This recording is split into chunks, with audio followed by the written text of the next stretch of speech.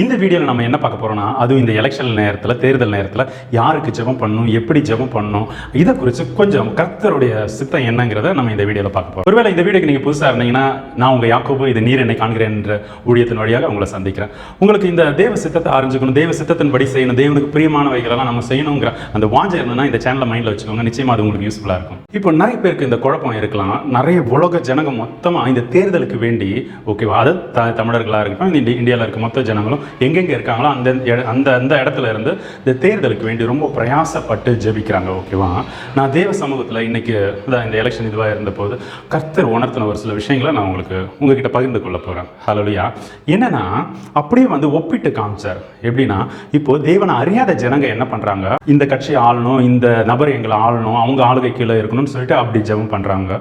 அவங்க தெய்வம் நினைக்கிறவங்கள்ட்ட. ஓகேவா, இப்போ மந்திரவாதிங்க என்ன பண்ணுறாங்க, அவங்களுமே ஒவ்வொரு அந்த தலைவர்கள் அவங்களுக்கு தெரிஞ்ச மாதிரி அவங்க ஜெயிக்கிறதுக்கு வேண்டி மந்திரவாதம் அப்படி இப்படி நிறைய விஷயங்கள் செய்கிறாங்களா. தேவன் என்ன சொல்றார், கிறிஸ்தவர்கள் கூடி ஜெபிக்கிறதையும் இந்த என் ஜனங்களை இவர்களை என்ன தள்ளினார்கள்ங்கிற அந்த உணர்வு கொடுக்குறாரு. எனக்கு ரொம்ப ஆச்சரியமா இருந்தது, வேதனையாக இருந்தது. என்னடா இது அப்படியா, தேவ சமூகத்தில் தேவன் எனக்கு உணர்த்துறாரு. என்னன்னா, இந்த ஜனங்க, அதாவது கிறிஸ்தவர்களாக இருக்க நீங்கள் என்ன பண்ணுறீங்கன்னா, அவர்கள் தேவன் உங்களை ஆளாதபடிக்கு நீங்கள் இன்னொரு மனுஷனை தேடி இந்த கட்சி ஆளுகை பண்ணணும், இந்த கட்சி ஆளுகை பண்ணணும், இந்த நபர் ஆளுகை பண்ணணும் அப்படிங்கிற தாட்டோட தேவ ஜனங்க இருக்காங்கன்னு சொல்லிட்டு ஆவியான ரொம்ப துக்கம் கொள்றாரு.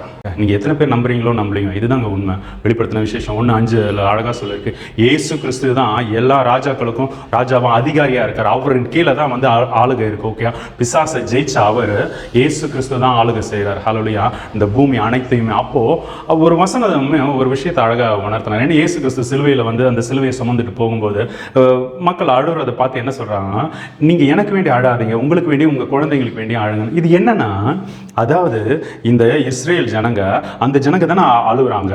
அப்போ இவர் என்ன சொல்றாரு, உங்களுக்கு வேண்டி உங்க குழந்தைக்கு வேண்டி அழுங்கன்னு சொன்னோடனே சரி குடும்பத்துக்கு வேண்டி பாரப்பட்டு ஜெபிக்கணும் அப்படி நினைக்கிறாங்க. அவர் அப்படி அந்த அர்த்தத்தில் சொல்லலை. என்னன்னா, அப்படி சொல்லியும் ஜெப குறிப்பு வச்சு மெசேஜ் எடுக்கலாம், அது தப்பு கிடையாது. பட் அவர் எதுக்கு சொன்னதுங்கிற கருத்து எனக்கு உணர்த்தினதை நான் சொல்கிறேன். ஓகே, என்னன்னா, இந்த ஜனங்க அவருடைய ஜனங்களே அவரை குத்துனாங்க இல்லையா. அப்போ அவர் அந்த இடத்த விட்டுட்டு போறாரு. ஹல்லேலூயா. புறஜாதிகளுக்குள்ள போறாரு. ஓகேவா, உங்களுக்கும் எனக்கும் மீட்பு கிடைச்சது அப்படிதான். இஸ்ரேல் ஜனத்தை விட்டு வெளியே வராரு. சிலுவை அறையிறதும் அப்படிதான், வெளியில தான். ஓகேவா, அப்போ அதுக்கு வேண்டி தேவன் உங்க கூட இல்ல. ஓகே, இஸ்ரேல் ஜனத்தை விட்டு வெளியில வந்துட்டாரு. அப்ப நீங்க அழுவணும் தானே. அப்போ யார் ஆளுகை பண்ண, பிசாசு தானே ஆளுகை செய்வான். அப்போ அதுக்கு வேண்டி அழுங்க. உங்களுக்கு உங்க சந்ததிகள் அடுத்த கிறிஸ்து இருக்க மாட்டார்ல, கிறிஸ்து இயேசு விசுவாசா தானே பிதாவின் இடத்துல போக முடியும். அப்படி சொல்லி அந்த அதனுடைய கருத்து இதுதான். ஓகேவா, உங்களுக்காக உங்க பிள்ளைகளுக்காக அழுங்க அப்படின்னு சொன்ன விஷயம், காரியம் இதுவே. சரியா, அதையும் உணர்த்தினார். அப்போ நம்ம எதுக்கு வேண்டி அழுது ஜெபிக்கணும்னா, கிறிஸ்து என்ன ஆளணும், கிறிஸ்து என் தேசத்தை ஆளணும், இந்த தாட்டோட இருந்து தான் நீங்களும் நானும் ஜெபிக்கணும். இதுதான் தேவனுடைய சித்தமா. அவர் உங்கள்கிட்டையும் என்கிட்டையும் விரும்புகிற விஷயம் அதுதான். நான் ஆளுகை செய்யணும். அவருடைய ஆளுகை எப்படி இருக்கணும், அன்பின் ஆளுகை. ஓகே, நம்மளை அழகா உணர்த்தி அன்பில் அவர் வழி நடத்துகிற தேவன் இல்லையா. இன்னைக்கு நீங்களும் நானும் ஜீவனோட இருக்கணும்னா அவருடைய அன்பு தான். ஓகே, அவர் இன்னும் பொறுமையாக இருக்கிறது தான், அவருடைய கிருபை தான். அவர் நம்ம கிட்ட இன்னும் இறங்கி இருக்கனால தான் நீங்களும் நானும் ஜீவனோடையே இருக்கும் இல்லையா. அப்போ சரி பிரதர், அப்போ இந்த எலெக்ஷனுக்கு எப்படி ஜெபிக்கணும், உங்களுக்கு ஏதாவது பாரத்தை வச்சிருந்தாருன்னா ஆவியானவர் நீங்க அதுக்கேற்ற மாதிரி ஓகே ஜெபிக்கிறது தப்பு இல்லை. பட் உங்க தாட் இந்த மனுஷன் வரணும், இந்த கட்சி வரணுங்கிறது அப்படி போயிட்டாலே தேவனை விட்டு வழி விலகுறீங்க. ஹல்லேலூயா.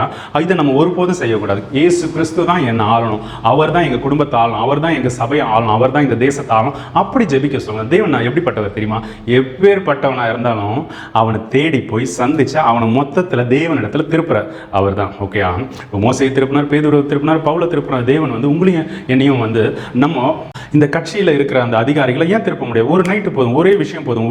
அவங்க தெரியாமல் அப்படி இருக்காங்க. ஓகே, இன்னும் அவங்க சைடில் இருந்து பார்த்தா அவங்க தேவன் நினைக்கிற விஷயத்துக்கு அவங்க ரொம்ப முக்கியத்துவம் கொடுக்குறாங்க.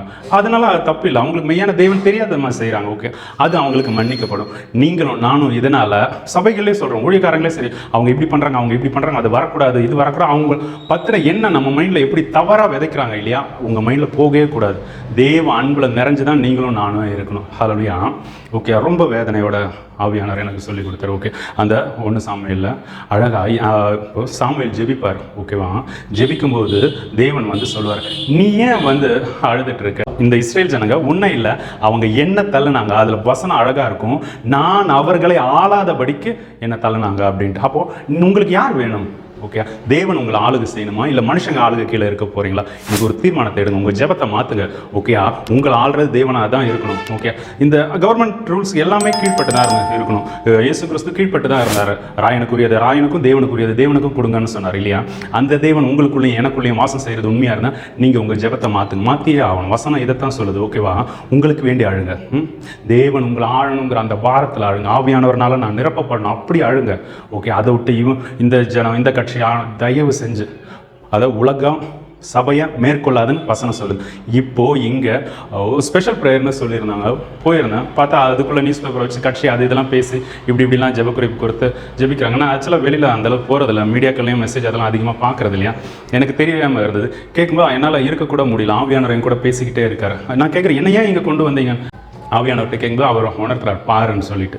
ஓகேயா, நான் என்ன விரும்புகிறேன், ஜனங்க என்ன பண்ணிக்கிட்டு இருக்காங்க, அவங்களுக்கு வேண்டி ஜெபின்னு சொன்னார். சரி, அதுதான் நீங்களும் கண்டிப்பாக அதை புரிஞ்சுக்கிட்டு ஜெபிப்பீங்கன்னு சொல்லிட்டு உங்ககிட்ட இந்த ஜெபக்குறிப்பை வைக்கிறேன். தயவு செஞ்சு ஜெபக்குறிப்பு இதுவே, தேவன் என்ன ஆளுகை செய்யணும். ஓகேவா? அதுக்கு எல்லாத்துக்கு மேலே அதிகாரம் பெற்ற கிறிஸ்து இயேசு என்ன ஆளுகை செய்யணும். நம்ம குடும்பத்தை, நம்ம தேசத்தை ஆளுகை செய்கிறது அவராக தான் இருக்கும். வசனம் ரொம்ப அழகாக சொல்லுது. ஓகேவா? என்ன, என் ஜனங்கள் என்னை தங்களை தாழ்த்தி என் முகத்தை தேடி தங்களுடைய பொல்லாத வழிகளை விட்டு திரும்பும்போது நான் தேசத்துக்கு சேமத்தை கொடுப்பேன்னு சொல்கிறார் இல்லையா, நாளாகம புஸ்தகத்தில். அப்போது தேசத்துக்கு சேமம் கொடுக்கணும்னா நம்ம மாறணும், நீங்களும் நானும் மாறணும். ஏன் இப்படி கிறிஸ்தவர்களை இது பண்ணுறாங்களே, அடிக்கிறாங்களே, உதைக்கிறாங்களே? நீங்கள் சந்தோஷப்படுங்க. என் நாமத்தினால நீங்கள் துக்கப்பட்டாலும், வேதனைப்பட்டாலும், பாடுகளை சகிச்சாலும் நீங்கள் சந்தோஷப்படுங்கன்னு வசனம் சொல்லுது. அப்போ அந்த சந்தோஷத்தை மீறி ஜனங்களோ ஊழியக்காரங்களோ உங்களை திசை திருப்பினாங்கன்னா உங்கள் மைண்டு போகக்கூடாது. உங்களுக்கு வசனம் தெரியுமா? உங்களுக்கு வசனத்தை வாசிக்க தெரியுமா? அப்போ எதுக்கு உங்களை வசனத்தை வாசிக்க தெரிஞ்சுக்கொள்ள அனுமதிச்சாரு? இந்த 200 வருஷமாக தானே நமக்கு பைபிள் கையில் இருக்குது, அதுக்கு முன்னாடி வரல. ஏன்னா அவங்க சரியாக செய்யாதனால தான் என் ஜனங்கள் எந்த அளவுக்கு இறங்கி வராரு. எல்லாரும் வாசிக்கும்படியாக பைபிள்லாம் இருக்கு இல்லையா? அப்படி இருந்தும் உணராது இருக்கிறது ஏனோ? ஓகே, அப்போது தயவு செஞ்சு ஜனங்க பக்கம் அதான் மாம்சத்துக்கே போயிடாதீங்க. ஓகேவா? தேவன் நம்மளை ஆளுகை செய்யணும், அதுக்கு வேண்டி ஜெபிங்க. ஓகே, நம்ம மாறும்போது, கிறிஸ்தவர்கள் மாறும்போது கண்டிப்பாக பெரிய எழுப்புதல் வரும். அவர் ஒரு மனுஷனை தான் தேடுறாரு. ஓகே, ஒரு சிந்தையோடு இருக்கிறது. ஓகே, கிறிஸ்து இயேசுவை போல தேவன் இந்த தேசத்தை அழிக்காதபடிக்கு திறப்புல நிற்கவும் சுவரை அடைக்கவும் ஒரு மனுஷனை தேடுறார். அது நீங்கள் தான், நான் தான். ஓகே, அது உணர்ந்து அதேவ சித்தத்தின்படி ஜெபிங்க. ஓகே, யார் வந்தால் என்னங்க, உங்களை ஆள்றது கிறிஸ்துவாக இருக்கும். கர்த்தர் நம்ம இந்த வார்த்தையில் ஆசீர்வதிப்பாராக. தொடர்ந்து நம்ம ஜெபிப்போம். God bless you.